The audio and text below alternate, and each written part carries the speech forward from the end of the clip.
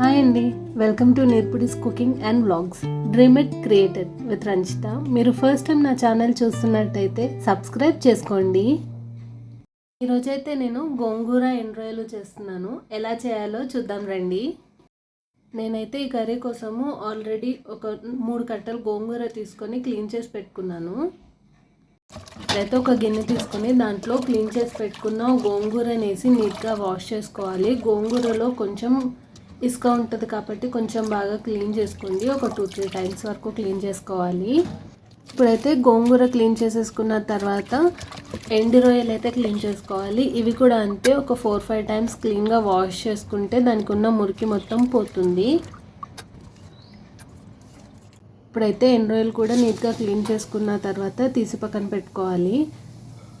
అవి క్లీన్ చేసుకొని పక్కన పెట్టుకున్న తర్వాత ఇప్పుడైతే స్టవ్ మీద ఒక నాన్ స్టిక్ ప్యాన్ పెట్టుకొని దాంట్లో ఒక 2-3 టేబుల్ స్పూన్స్ ఆఫ్ ఆయిల్ వేసుకోవాలి. ఆయిల్ హీట్ అయిన తర్వాత మనం క్లీన్ చేసి పెట్టుకున్న గోంగూర అయితే అందులో యాడ్ చేసుకొని సిమ్లో పెట్టుకొని పచ్చివాసన పోయేంత వరకు గోంగూరని ఫ్రై చేసుకోవాలి.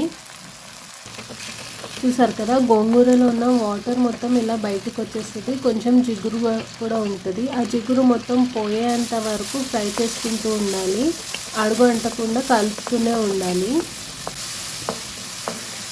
సో గోంగూర ఇలా ఫ్రై అయిపోయి దాంట్లో ఉన్న వాటర్ మొత్తం ఇంకిపోయిన తర్వాత చల్లారి పెట్టుకోవాలి. అది చల్లారిపోయిన తర్వాత ఒక మిక్సీ గిన్నె తీసుకొని ఆ మిక్సీ గిన్నెలో మనం చేసి పెట్టుకున్న గోంగూర మొత్తం యాడ్ చేసుకొని వాటర్ వేయకుండా పేస్ట్ లాగా చేసుకోవాలి. గోంగూర పేస్ట్ చేసుకొని పక్కన పెట్టేసుకున్న తర్వాత ఇప్పుడు అదే ప్యాన్ స్టవ్ మీద పెట్టుకొని దాంట్లో 2-3 టేబుల్ స్పూన్స్ ఆయిల్ ఇంకా యాడ్ చేసుకొని మనం ఆల్రెడీ క్లీన్ చేసి పెట్టుకున్న ఎండు రొయ్యలు ఉన్నాయి కదా, అవి వేసుకొని అవి కొద్దిగా ఫ్రై చేసుకోవాలి. ఇలా ఫ్రై చేసుకున్న తర్వాత ఎండు రొయ్యలు ఫ్రై అయిపోతాయి కదా, అవి తీసుకొని ఒక ప్లేట్లో పెట్టుకొని పక్కన పెట్టుకోవాలి. ఎండు రొయ్యలు తీసి పక్కన పెట్టేసుకున్న తర్వాత ఇప్పుడైతే ఈ కర్రీ కోసము ఒక ఆనియన్ అయితే యూస్ చేస్తున్నాము. మీడియం సైజ్ ఆనియన్ ఒకటి తీసుకొని దాన్ని పొడుగ్గా స్లైసెస్ లాగా కట్ చేసుకోవాలి. ఇప్పుడైతే ఒక 4-5 గ్రీన్ చిల్లీస్ తీసుకొని అవి కూడా స్లిట్స్ లాగా పొడుగ్గా కట్ చేసుకోవాలి. ఇప్పుడు ఎండు రొయ్యలు ఫ్రై చేసుకుని పక్కన పెట్టేసుకున్న తర్వాత అదే ఆయిల్లో ఒక 1/2 టేబుల్ స్పూన్ ఆవాలు, ఒక 1/2 టేబుల్ స్పూన్ జీలకర్ర యాడ్ చేసుకొని అవి కొంచెం ఫ్రై అయిన తర్వాత దాంట్లోకి మనం చాప్ చేసి పెట్టుకున్న ఆనియన్స్ ఉన్నాయి కదా, ఆనియన్స్ అండ్ పచ్చిమిర్చి కూడా దీంట్లోనే యాడ్ చేసుకొని కొద్దిగా ఫ్రై చేసుకోవాలి. ఎక్కువ ఫ్రై చేసుకోవాల్సిన అవసరం లేదు. ఉల్లిపాయలు పచ్చిగానే ఉండాలి.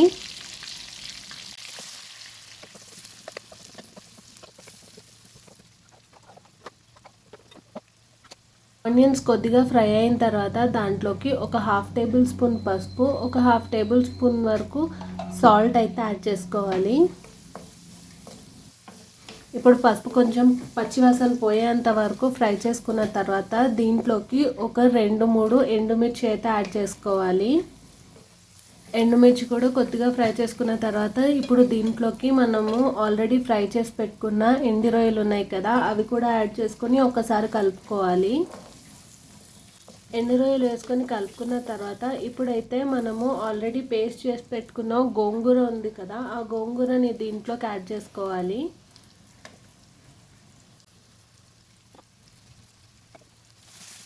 గోంగూర మొత్తం కర్రీలో మిక్స్ అయ్యేంత వరకు బాగా కలుపుకోవాలి. మసాలా మొత్తం గోంగూరకి పట్టాలి. గోంగూర మొత్తం ఫ్రై అయిపోయిన తర్వాత దాంట్లోకి ఒక 1.5 టేబుల్ స్పూన్ వరకు కారం అయితే యాడ్ చేసుకోవాలి.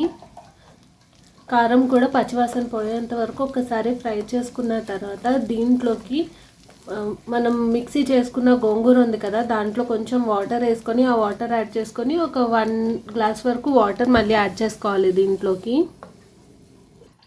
వాటర్ వేసుకున్న తర్వాత ఒకసారి బాగా మిక్స్ చేసుకొని దాంట్లో ఉప్పు కారం సరిపోయిందా ఇప్పుడే చూసుకోవాలి. సరిపోలేదంటే కొద్దిగా యాడ్ చేసుకోండి. నేనైతే ఇక్కడ కొద్దిగా ఉప్పు కూడా యాడ్ చేశాను.